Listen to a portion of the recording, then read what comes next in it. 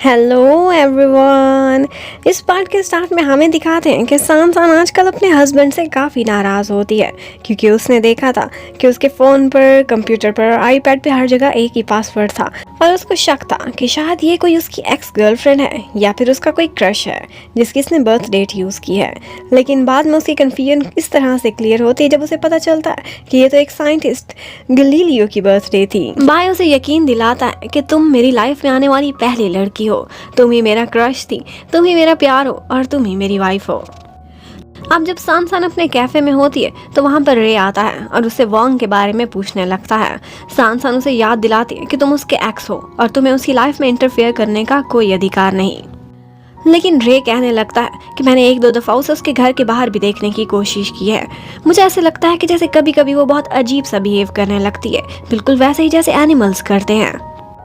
अब सान ये सुनते ही डर जाती है कि कहीं उसे वॉन्ग की रियलिटी ना पता चल जाए, तो वो गुस्सा करती है और उस कैफे से उसे बाहर भेज देती है। उधर हमें दिखाते हैं कि म्याओ और वॉन्ग ने अपनी टीम के साथ मिलकर अपना स्टोर को सेट कर लिया है।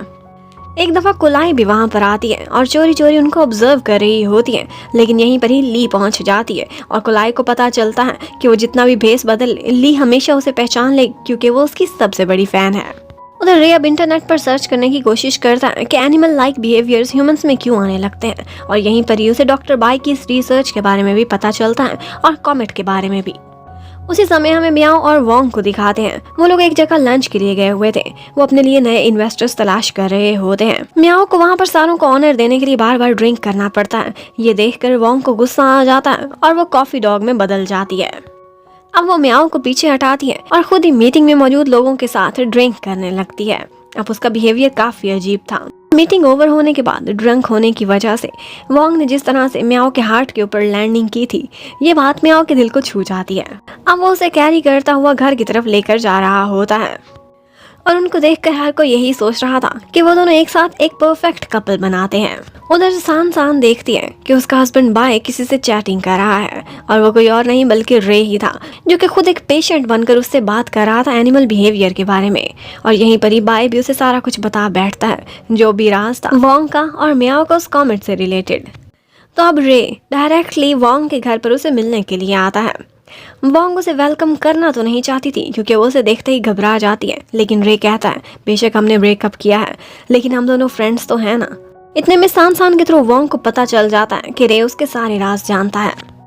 अब रे उससे कहने लगता है कि मैं वेकेशन पर गया था, मैं खुद को डिस्ट्रैक्ट करने की बहुत कोशिश करता रहा, लेकिन हर दफा हर जगह पर जाकर मुझे एक ही शख्स का ख्याल आता था और वो तुम थी। साथ ही साथ रे को ऐसा भी लगता था कि जब तुमने मुझसे ब्रेकअप किया था तब तुम नहीं थी बल्कि तुम्हारे अंदर का वो एनिमल था जो ये सब बोल रहा था, इसलिए प्लीज तुम रिकंसीडर करोगी, अब की बार मैं तुम्हें कभी दुखी नहीं करूंगा। अब इतने में अपने डॉग को वॉक कराने के बाद म्याओ भी ऊपर पहुंच जाता है और यहीं पर ही रे को पता चलता है कि वॉन्ग और म्याओ दोनों एक ही घर में रहते हैं। म्याओ ऐसे प्रिटेंड करता है कि जैसे उसे कोई फिक्र ना हो, लेकिन एक्चुअली अंदर जाकर वो दरवाजे से लगकर उनकी बातें सुन रहा था। और जब वॉन्ग आती है तो एक्सरसाइज करने का नाटक करने लगता है। रे वॉन्ग के लिए नाश्ता भी लेकर आया था, तो इससे पहले कि वॉन्ग अकेली वो खाती, रे भी उससे लेकर वो खाने लगता है। वो शो तो नहीं कराता, लेकिन एक्चुअली रे की उसकी लाइफ में दोबारा आने की कोशिश से वो काफी डिस्टर्ब हुआ था। अब उसके बाद नेक्स्ट डे रे उसके स्टोर पर भी आता है और उससे कहता है कि कल जो मैंने खाना तुम्हें भिजवाया था उसका मैं रिव्यू चाहता हूँ, वही पूछने के लिए आया हूँ क्योंकि तुम्हारे टेस्ट पर मैं सबसे ज्यादा विश्वास करता हूँ। अब यहाँ पर म्याओ भी पहुंच जाता है और वो चाहता ही नहीं था कि इन दोनों का आपस में पैचअप हो। वो बहुत ज्यादा जेलस हो जाता है और कहता है कि अगर आप लोगों ने कोई पर्सनल बात करनी है तो स्टोर में खड़े होकर नहीं कर सकते, काम के बात करना। लेकिन रे उसे भी बहुत अच्छा बोलना आता था। वो कहता है कि तुम वॉन्ग के बॉस नहीं हो जो उसे ऑर्डर कर सकते हो, तुम सिर्फ एक बिजनेस पार्टनर हो और इस वक्त यहाँ और कोई कस्टमर नहीं है। अब रे और लड़ाई नहीं करना चाहता था, तो वो कहता है कि अब क्रिसमस नाइट है तो मैं तुम दोनों को अपने रेस्टोरेंट में डिनर पर इन्वाइट करना चाहता हूँ। वॉन्ग तो इनकार करना चाहती थी, टालना चाहती थी, लेकिन म्याओ फौरन से मान जाता है और कहता है कि फ्री के डिनर को क्यों इनकार करती हो। अब वो दोनों शाम को वहाँ डिनर करने के लिए जाते हैं।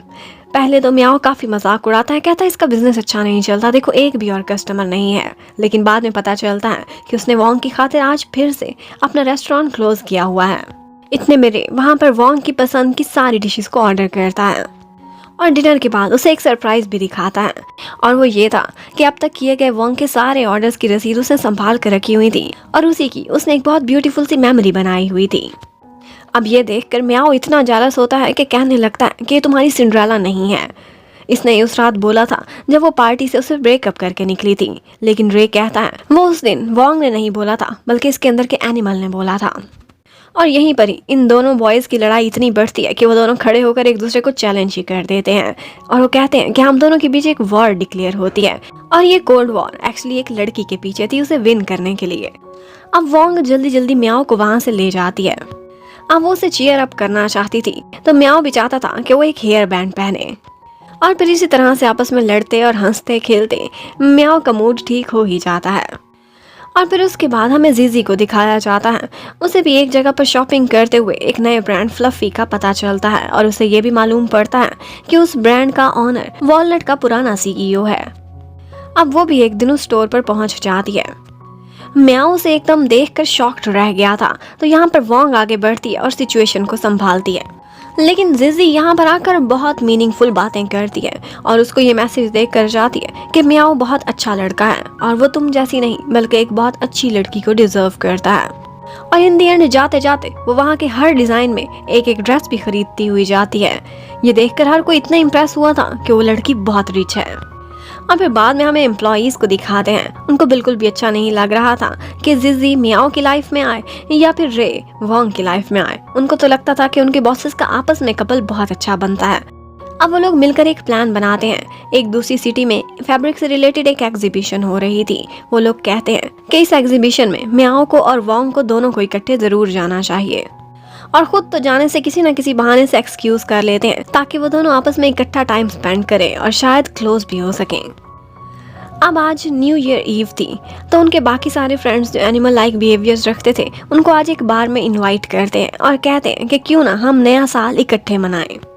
अब वो लोग भी बार में पहुंच जाते हैं। वहां पर सारे इकट्ठे काफी एंजॉय करते हैं और वो लोग एक बात भी एडमिट करते हैं कि इस कॉमेट की वजह से उनमें सिर्फ और सिर्फ बुरा बदलाव नहीं आया बल्कि बहुत सी अच्छी बातें भी आई हैं और बहुत सी ऐसी चीजें उनको मिली हैं जो नॉर्मल हालात में उनको नहीं मिल सकती थी। इसके साथ साथ बाय एक और भी अनाउंसमेंट करता है। वो कहता है कि मेरे ऑब्जर्वेशन रिकॉर्ड के अकॉर्डिंग थोड़े ही अरसे में ये कॉमेट अब जुपिटर से टकराएगा और उसके बाद मैग्नेटिक फील्ड में बदलाव की वजह से तुम लोगों में जो भी बिहेवियर एनिमल लाइक आ रहा है ये सब खत्म हो जाएगा। अभी तक तो बाय की बात पर किसी को यकीन नहीं आया था क्योंकि इस चीज की 100% गारंटी कोई नहीं थी। अगर हम नेगेटिव इम्पैक्ट्स को साइड पर रखें तो वोंग और म्याओ दोनों को ये पता था कि इस कॉमेट की वजह से ही उन दोनों ने एक दूसरे को पाया है और एक दूसरे को साथ लेकर वो लोग काफी खुश होते हैं। अब घर आकर वोंग देखती है कि उसने एक स्कार्फ नेट किया था सिर्फ और सिर्फ म्याओ के लिए, लेकिन उसे खुद से देने की वो हिम्मत नहीं कर पाती थी। दूसरी तरफ हमें म्याओ को दिखाते हैं, उसने भी एक नेकलेस लेकर रखा हुआ था जो देखते ही उसे वोंग का ख्याल आया था कि वो उसे गिफ्ट करेगा, लेकिन देने की हिम्मत नहीं हुई थी। अब नेक्स्ट डे उन्होंने एग्जीबिशन अटेंड करने के लिए दूसरे शहर के लिए निकलना था। म्याओ ने सारी पैकिंग कर ली थी और वो पूरी वोंग की हेल्प भी करता है और वोंग भी अपने डॉग और कैट को जाकर सान के पास छोड़ आती है। वो 2 दिनों के लिए आउट स्टेशन जा रहे थे। अब थोड़ी देर बाद म्याओ वोंग के पास आता है और कहता है कि एक सप्लायर ने कुछ गिफ्ट्स भेजे थे, उसमें एक नेकलेस भी आ गया था, तो मैंने सोचा तुम्हारे लिए रख लेता हूँ। अब इस बहाने से वो उसे नेकलेस दे देता है और वोंग भी एक और बहाना बनाती है, कहती है मैंने सान के लिए एक स्कार्फ नेट किया था लेकिन उसे पसंद नहीं आया, चलो अब तुम रख लो। और अब यहाँ पर म्याओ जिस तरह से वोंग को वो नेकलेस पहनाता है तो वोंग को समझ आती है कि वो ज्यादा टाइम तक म्याओ को रेजिस्ट नहीं कर पाएगी और वो उसके लिए फीलिंग्स डेवलप कर चुकी है। अब वो दोनों बस में बैठकर अपने सफर पर निकल जाते हैं। अब रास्ते में बस भी खराब हो गई थी तो उन्हें एक जगह पर स्टॉप करना पड़ता है। यहाँ पर वोंग को सीनरी देखकर कुछ इंस्पिरेशन मिलती है। वो म्याओ को अपना स्टैंड बनाती है, बेचारे को एक ही पोस्चर में इतनी देर खड़ा होना पड़ता है और वोंग एक नया डिजाइन वहीं पर खड़े खड़े बना लेती है जो कि वाकई रिमार्केबल था। म्याओ को भी वो डिजाइन बहुत पसंद आया था और यहाँ पर हम एक और चीज भी देखते हैं कि उन दोनों की दोस्ती बहुत बढ़ती जा रही है और वोंग म्याओ के साथ हमेशा कैजुअल और इतना फ्रेंडली फील करती थी जैसे वो कभी भी रे के साथ फील नहीं कर सकती। अब वो दोनों होम स्टे पर पहुंचते हैं। होटल बहुत महंगा था, उनका नया बिजनेस था, वो लोग अफोर्ड नहीं कर सकते थे, तो होम स्टे में वो लोग देखते हैं कि जो 2 कमरे उन्होंने बुक कराए हैं उनमें से एक गलती से हनीमून वाला रूम है। अब वो देखते ही वो दोनों काफी ज्यादा एम्बैरस हो जाते हैं और अब उनमें से कोई भी ये मानने को तैयार नहीं था कि कौन हनीमून वाले रूम में रहेगा। तो फाइनली यही डिसाइड होता है कि उन्हें एक ही रूम शेयर करना पड़ेगा। उस रूम में कोई सोफा भी नहीं था, तो बेड में ही ऊपर नीचे उन दोनों को एडजस्ट करना पड़ता है। वॉन्ग खुद को बहुत रियलाइज कराती है कि आज रात मैंने एक ही पोस्चर में रहना है, मूव नहीं करना, और इमेजिन भी करती है कि अगर मैं मूव करती करती इसके ऊपर गिर गई तो फिर क्या होगा। और फिर शायद इसी वजह से उन दोनों को ही रात भर अच्छे से नींद भी नहीं आती। जबकि उधर हमें दिखाते हैं कि सान के एक कैफे पर कैट एक दफा कोई चीज खा लेती है जो उसे खानी नहीं चाहिए थी, और अब वो फॉरेन ऑब्जेक्ट उसकी बॉडी से विदड्रॉ कराना पड़ेगा। सान उसे भागती हुई हॉस्पिटल लेकर जाती है। जबकि उसी टाइम पर हमें वॉन्ग और म्याओ को दिखाते हैं। उन्हें कुछ फैब्रिक्स बहुत ज्यादा पसंद आ गए थे, लेकिन सप्लायर से मीटिंग करनी पड़ेगी। बहुत ही बड़ी बड़ी कंपनीज थी जिनमें वॉलनट भी शामिल थी, और वो बहुत सारा फैब्रिक वहां से सप्लायर से खरीद चुके थे। अब यहाँ वॉलनट का नाम सुनते ही म्याओ सैड हो जाता है और कैट में बदल गया था। और जब वो लोग ऑर्गेनाइजर से मीटिंग कर रहे होते हैं तो उसी समय हमें दिखाते हैं कि म्याओ के ऊपर बहुत बुरी बीत रही थी, क्योंकि दूसरी तरफ कैट का ऑपरेशन चल रहा था और कैट और म्याओ दोनों इंटरलॉक थे। वो सारा कुछ अब म्याओ को भी बर्दाश्त करना पड़ता है। वॉन्ग को पहले तो उसके बिहेवियर की समझ नहीं आती, लेकिन सान के थ्रू पता चलता है तो वो भी हैरान रह जाती है। और म्याओ बेचारे को तो एनेस्थीसिया का असर भी कुछ दिनों रहेगा और वो ठीक से चल भी नहीं पाएगा। लेकिन फिर भी वो हिम्मत करता है और कहता है कि देखो, मैं सप्लायर को हाथ से नहीं निकलने दूंगा, क्योंकि मैं एक फाइटिंग मैन हूँ। बहुत हिम्मत करके टेढ़ी टांगों से चलने की कोशिश करता है, लेकिन 3 स्टेप से आगे नहीं बढ़ पाता। अब वॉन्ग उसे कहती है। अब उसी एग्जीबिशन के बीच एक फिजिकल एक्सरसाइज का कॉन्टेस्ट भी रखा हुआ था, जिसमें ऑफ कोर्स अब म्याओ तो भाग नहीं ले सकता, सिर्फ वॉन्ग को ही जाना पड़ेगा। उधर वॉन्ग अपने स्टेटस पर वही फैब्रिक लगाती है जिसकी उसे जरूरत थी, और रे भी ये स्टेटस देख लेता है। अब नेक्स्ट क्या होगा ये देखने के लिए stay connected. Thank you for watching. Bye bye.